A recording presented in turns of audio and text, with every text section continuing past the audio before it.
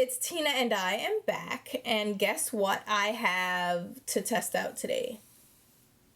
Yes, the Anastasia Beverly Hills Subculture palette. Yes, another video on this palette. And I was very apprehensive to do this video in the first place, alright? Because there is so much drama surrounding this eyeshadow palette, and I don't want to feed into it. Like, I don't want to be a part of it. But a lot of you guys asked for my views on the palette, and you asked for a review. Before I do an actual review, which I have coming up along with swatches and all my thoughts, and I'm going to gather all that together in one video for you guys, I wanted to do a demonstration. Yes, I wanted to go ahead and apply these eyeshadows in a tutorial style video, in a get ready with me video, so you could see them in action, see them put to the test under very, very normal conditions. This is just me using an eyeshadow palette the way I normally would, and I did have to tweak some things along the way, and you're gonna go through it with me. So if you want to see how I got this look, and I also did a couple of lip options with this look with a few of the Anastasia Beverly Hills matte lipsticks, which are actually a great product. I've been really enjoying these, so it's kind of like a counterbalance. Here we have a very controversial product versus one that is kind of being overshadowed that is actually pretty decent. So anyway, let's go ahead and jump into this look. Alright guys, so my eyebrows are already filled in, as you can tell, and I already applied my concealer and all that jazz under my eyebrows. But I wanted to start out with my eyeshadow primer because I'm not sure how this palette is going to work out. So I'm going to make sure that I include all the steps that I'm going to incorporate to really try to get this eyeshadow palette to work. So the first thing I'm going in with is my Urban Decay Anti-Aging Primer Potion. So that's going to seal in the oils in our lids and really ensure that none of that greasiness that can happen and the excess moisture, that won't seep through and mess up any of the eyeshadows, right? So we have that down.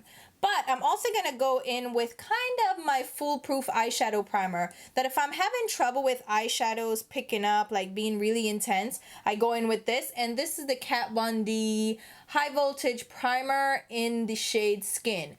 Now, I don't know if this is completely discontinued now. It is discontinued on Sephora, but it was available on the Kat Von D website.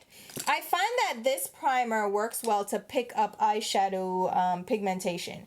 So it really helps eyeshadows cling to the lid. So if you're using a loose pigment, then you would use a primer like this that is really sticky.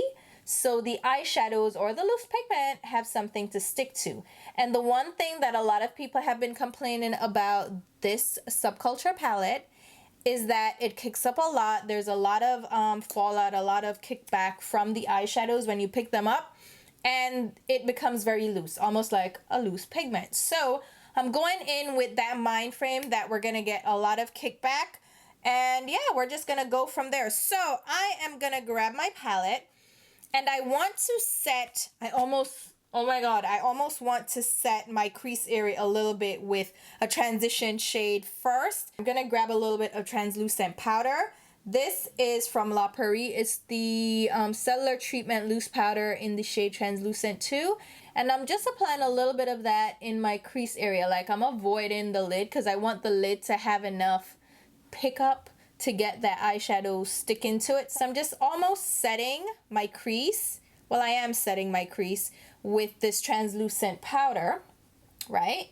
So boom, done. And we're gonna go ahead and grab the palette. Inside the palette, you'll find all these shades, which by now you're very used to seeing. But I'm gonna go in and grab the shade Dawn, which is the nudie shade. And I'm using my Eddie Funkhouser blending brush. And I barely tap into eyeshadows when I apply them. I am not the type of person that really digs into an eyeshadow anyway. So the light touch doesn't really bother me. I do that anyway, right? So we're gonna grab that Dawn on the Eddie Funkhouser brush. And we're just gonna apply that in the crease. Now you'll see, I don't know if you can tell, you'll see a little bit of kickback as I blend the eyeshadow in my crease. You'll see a little of the eyeshadow kind of dust off and fly away into Never Never Land, kind of creating a smoky effect. That is not the first time I've experienced that with eyeshadow, so it doesn't quite throw me off at all. So I'm just applying that in my crease using back and forth windshield wiper motions. Now I think I am gonna grab a little bit of the shade New Wave, which is the orangey tone, and I'm just gonna grab a little bit of it again. Tap, tap. Now you see one little tap gets a lot of pigment on that brush. So you wanna barely tap into the eyeshadows. You will get a lot of pigment, okay? Now I have the color just on the top of the blending brush, and I'm just gonna lightly, maybe I should zoom in a little bit. All right, now I'm up closer so you can get really into my face. So I'm just barely going to use kind of circular buffing motions and back and forth motions to apply that color. And I actually like how that color applied. So we're gonna try to build it up, grabbed a little bit more, like I said, just a little tap. And I applied, so a little tap gets you a lot of pigment, and that eyeshadow actually builds up pretty nicely. And as you start blending, yeah, the color kind of deepens. So see, when I initially apply it, let's do it on this side. When I initially apply it, do you see how it looks like a very bold, bright orange? Now when I start to kind of buff away at the sides and the edges, it almost fades away and dulls down a bit, which is fine. I don't have an issue with that, but that's something to note. The color does darken up, and that initial intense, like bold color that you see is not what you end up with once you start blending. So far, so good. Look at my palette. No crazy kickback. It's fine. I'm okay. Everything's fine.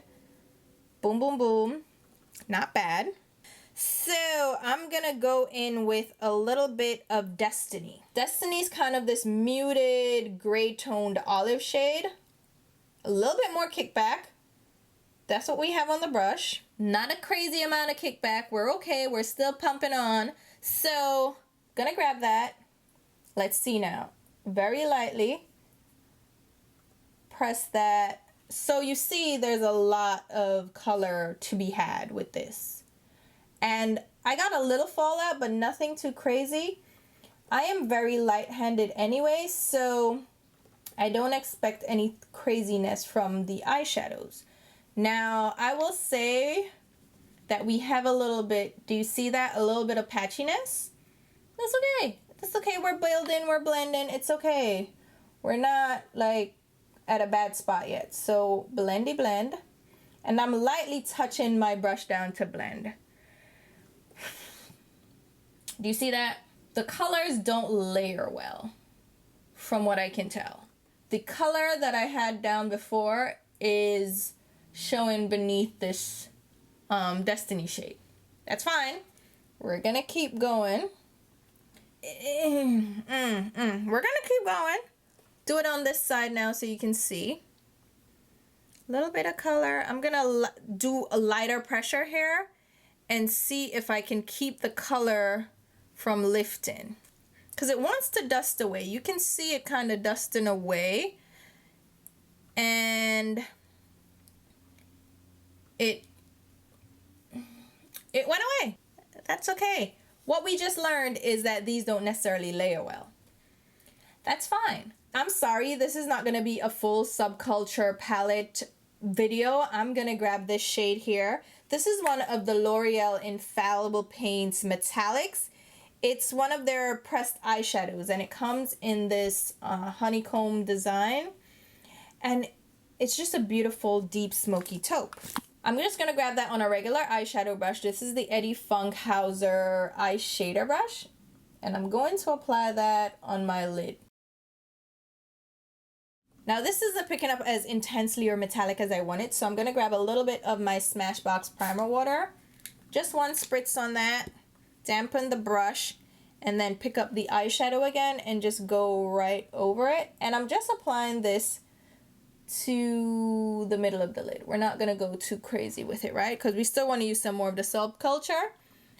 But I kind of had to step away for a minute and rethink my approach. So we're just going to apply this eyeshadow. Honestly, since I purchased this eyeshadow, which was like a couple of hours ago, I wanted to use it. So it was laying around and I'm like, I want to use it, so that's what I'm doing. All right, now, so we have that color down. I cleaned off the brush in just a washcloth, and I'm going around the very edge of the color just to blend it out, right? So let's revisit Subculture, because that is a hot, dusty mess, right? Muddy, dusty, but we're gonna press on because you know what? I don't give up.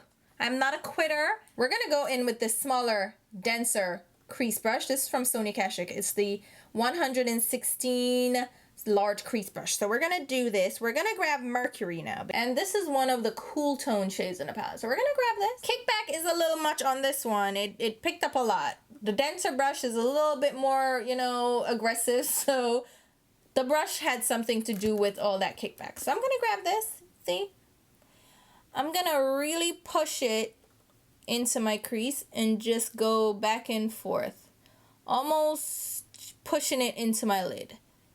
And I think what's failing me here is that I put down a little bit of that New Wave. New Wave, it doesn't play well with others. It's not playing well at all. You see, it's showing up still under there. But we're gonna press on. We're gonna try to make things happen. This is a Morphe. What is this now? MB25. Just blending out the edges of the color. So the thing is, the colors blend nicely on the edge. Like they blend out, they fade out. It's not really grabbing.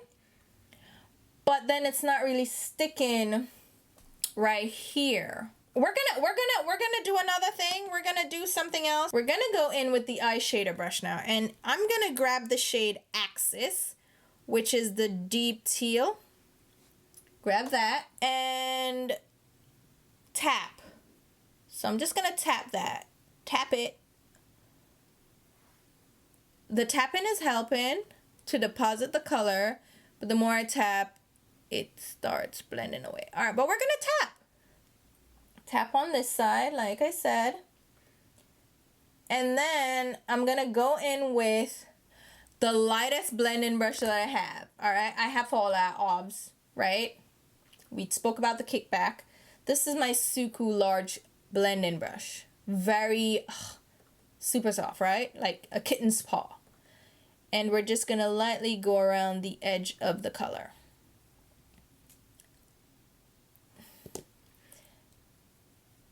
And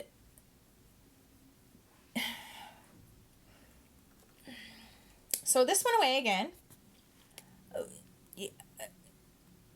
Yes, we're having difficulties. Houston, we have a problem.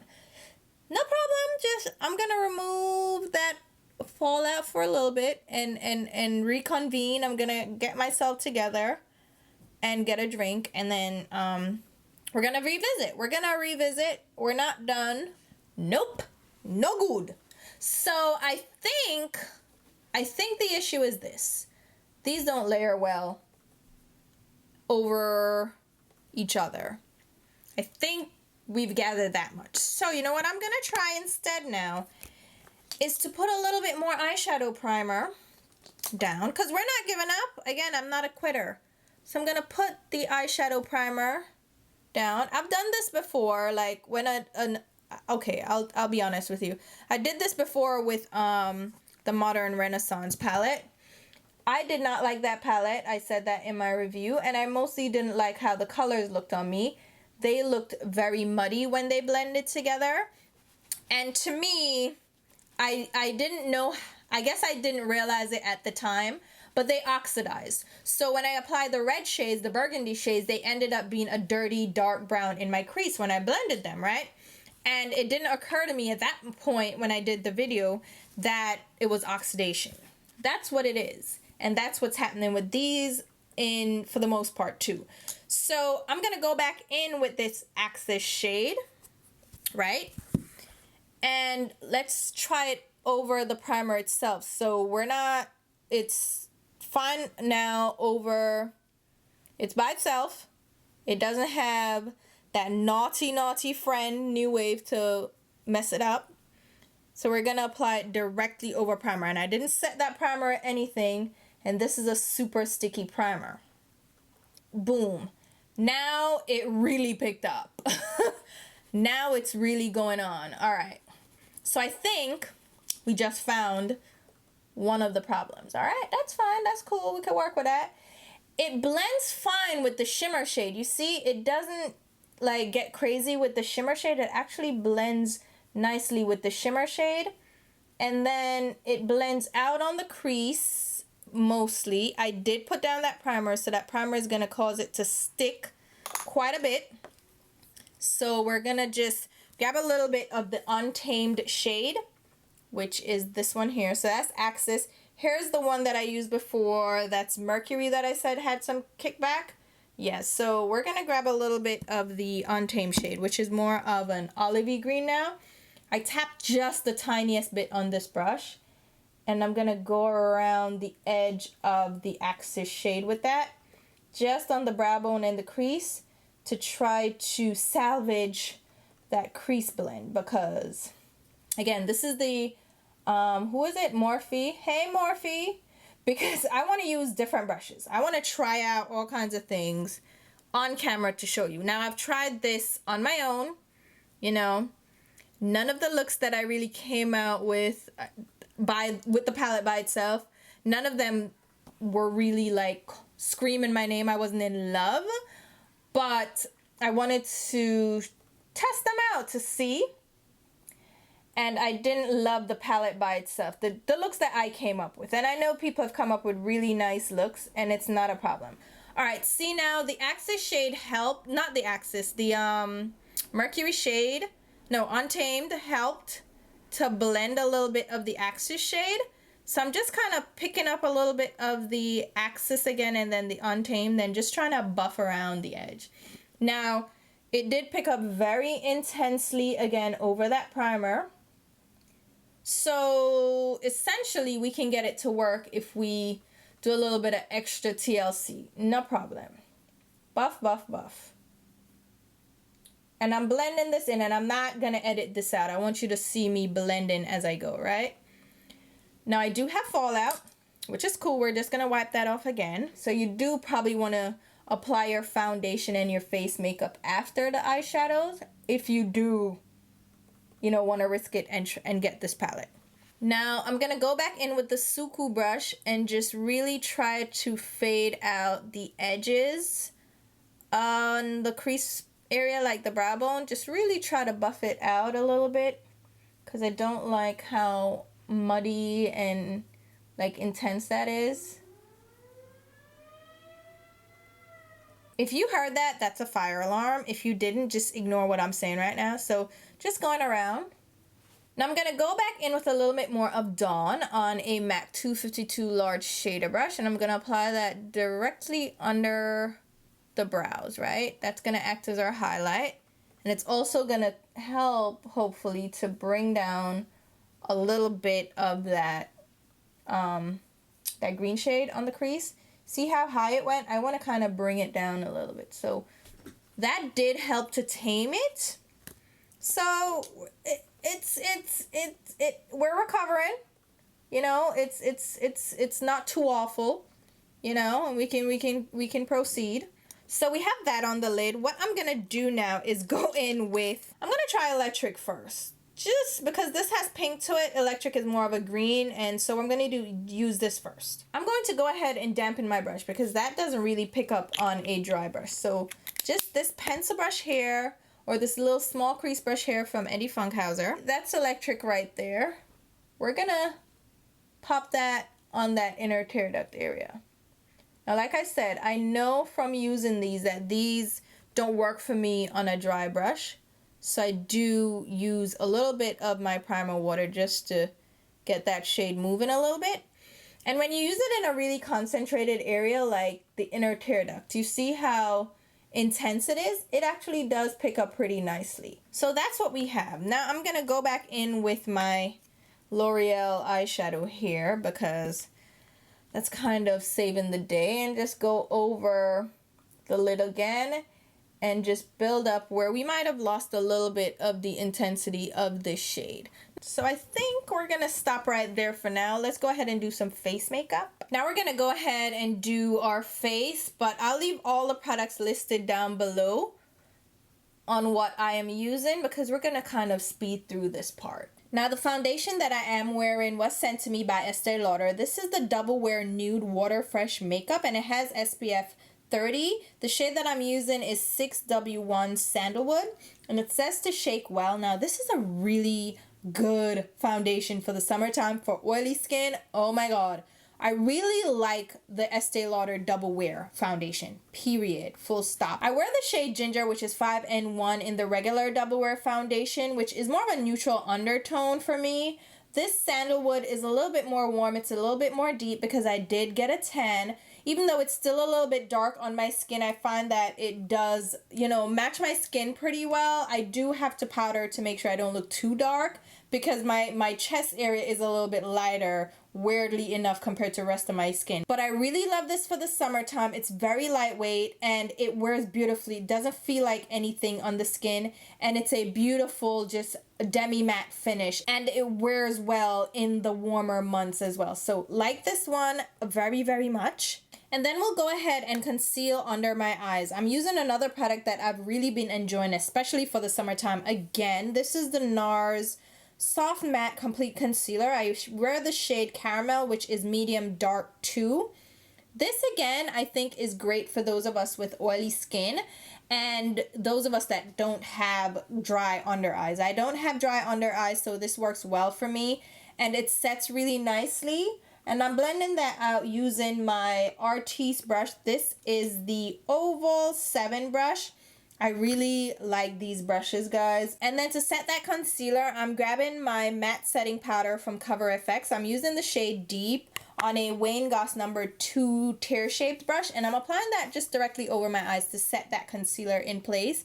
And these powders are really soft, really velvety. They don't really leave your skin feeling dry and cakey. At least if you use a very light hand, which I normally do, I don't get a cakey effect from them.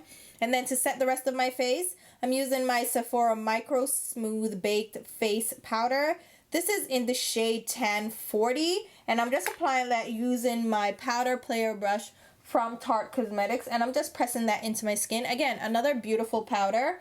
It's a little bit darker than my Urban Decay Ultra Definition Powder Foundation in the shade Medium Dark Golden, but again, I have a little bit of a tan, so that's going to help me to darken up, you know, to set my darker skin with a darker powder. Now we're going to go back into this palette and try to do something on that lower lash line area. So I am going to grab the shade Rowdy, which is this deep, dark, almost like a dark berry purple shade. I'm grabbing a little bit of that on the tip of a MAC 242 small shader brush, not large, and applying that. Okay, that's extremely pigmented, like a little tap goes a long way. As you can see on that outer lower lash line, like I picked up very little, but it went a long way. So I'm just going to lightly pick that color up just on the outer lid. So I'm not applying it all the way on the lower lash line. I'm gonna blend out the edge a bit. This is a Smith Cosmetics 242 brush. Oh, it's a 247. Now I'm gonna grab the shade All Star, which is more of that matte cranberry shade. Just using a little bit again. Apply that on the center. That's more of a wine shade. And then I'm going to use this metallic shade here, Adorn, which is a bronzy shade. This is probably going to be a complete fail of color coordination because that cool tone with this warm tone, it picks up pretty well. I didn't have to do anything crazy to get that color to show up. So let's go ahead and finish up the eyes with some mascara. If you watched a couple of my videos, then you know by now that I use the Too Faced Better Than Sex mascara. So I'm just going to pop that on my upper lashes. And then for my lower lashes, I'm going to use my MAC Extended Play Giga Black Lash Mascara. So this look is a little bit dark, a little bit grungy for me. So I am going to go ahead and brighten up the lower waterline area using one of my Sephora Colorful Shadow Liners. This one is the shade Staying Alive number 36. It's just a matte deep teal, and I'm applying that just to my lower waterline again. Now for my cheeks, I'm gonna go in with a very bright orange blush. This is from Black Up. It's one of their matte blushes. It's number 6. It's a little intense, a little bold. I got a little bit out of hand with this. I was applying it with my Smith Cosmetics 112 brush. You have to be very careful with this blush because it's very intense. It can get out of hand. So I buffed out the edges with my number 3 brush from NYX Makeup. I just, you know, blended it in a little bit so it's not as bright on my skin. Then for the highlight, I grabbed the Becca Light Chaser highlighter in the shade Champagne Dream Flashes Bellini, which has fast become one of my favorite highlighters. It's just really beautiful and it blends in nicely, easily with the skin without leaving behind any glittery, shiny mess. This I applied with my 4SS brush from Inglot. Then for my lips, I'm going to actually go in with a cool tone shade from Anastasia Beverly Hills herself. This is one of the new matte lipsticks. It's the shade Resin. This is a gray toned shade with a little bit of mauve. So it has a touch of purple in it. It's a little bit neutral. No, it's a lot neutral. It's a lot neutral. It's gray. It's a little purpley. I like it. I don't know that I like it with this look though, but I wanted to go completely grungy, completely like cool tone with this. So I went for it. I would probably switch up the lip. Maybe we should try to switch it up, huh? Let's see how this looks with the grungy lip. Then I'm going to go ahead and do more of a juxtaposition of shades. I'm going to use a really bright lip color that's still cool toned. It's the shade Orchid, also from Anastasia Beverly Hills. But I'm going to use that bold, bright pop of color on the lips with this grungy eyeshadow look and see how that turns out. And then after I applied it, I was like, hold on, wait a minute. I don't think I like how this looks. But it was good to see the two shades together, or the two combinations of shades together, to get an idea of what it would look like with a really bright lip color. Then I went ahead and grabbed the shade that I would naturally pair with this kind of eyeshadow look. I grabbed a nude, as we usually do when we don't know what to choose, we go for a nude. This is more of a chocolatey nude shade. It's like a milk chocolate shade. It definitely has more cool undertones to it. It's not a warm tone shade, so it works well with this look. It's more neutral, definitely a more toned down nude lip. And I really, really like how this looks now with the overall look. And most of the times when you really play up the eyes and you go really intense, you can tone it down on the lips to kind of ground the look and not make it look so intense and so overwhelming. Alright guys, so here you have it. This is the completed look as I would wear it myself with the nude lip. And as you can tell, we had a little bit of difficulty with the eyeshadow palette, and I think we've narrowed down some of the issues with these shades, some of these colors. And as you saw, you can tweak things. You can add a little bit more primer. You can change your brushes. You can change your application technique. You can do different things to make this palette work for you. Is this something that a beginner would know to do? Not necessarily. Is this something that you can luck out and just end up figuring out how to use it right out the gate? Maybe. Is this something that I would recommend you pick up? No, not necessarily. Honestly, I don't see myself really using this palette on an everyday basis or even on a regular basis. It's one of those palettes that I would have to really want to use one of these shades. For instance, Axis, I really like that color. I didn't like how much effort I had to use to blend it and to get it to show up. Like I had to apply a primer again just to make it apply over a blending shade. So I know that I would have to use that shade on its own. And if I was going for a look that called for that shade, I would pull it out. But overall, I wouldn't like pull this palette out to use on its own a lot. It would be something that I'd pull out for probably Edge or Axis, like I said. Rowdy is also a beautiful dark shade. Some of these shades would work really well for a grungy look, but they're not things I would gravitate towards automatically. And given the issues that I had with the palette, if I was in a rush or I needed a foolproof look, I wouldn't grab this palette. So I have a review coming up for you guys, but I wanted to show you a demonstration, a full demonstration, and not just a quick in a video snippet of me applying the eyeshadow. So Normally what I like to do is try out the eyeshadows a little bit more than usual. I don't do first impressions. I rather test out all the shades. So I put all of them to the test, and then I like to do a tutorial showing you how I apply the eyeshadows, and I barely edit my tutorials. As you know, if you watch me enough, I have longer videos because I don't edit out a lot of footage. I show you my mistakes. I show you where I go wrong. I show you every step. So I put this to the test so you guys could see it, and hopefully you found this video entertaining at the very least, helpful. Maybe it came in handy, but yeah, I'm gonna leave a full list of the products used in this video down below in the description box, along with links to my Instagram and Twitter page, where you should definitely be following me along. And if I leave links to products, those tend to be affiliate links that I can generate through the Ulta website, Sephora website, Nordstrom, Macy's, any of those typical websites I can generate an affiliate link from, which means if you make a purchase through those links, I do end up getting a small sales commission. If you're uncomfortable with that, feel free to shop any way you choose, in-store or online, without using my links. But if you do use my links, thank you very much for your support, because it does help me to put back into the channel. And yeah, I'm gonna stop blabbing now. Until my next video, guys, I'll see you soon. Bye.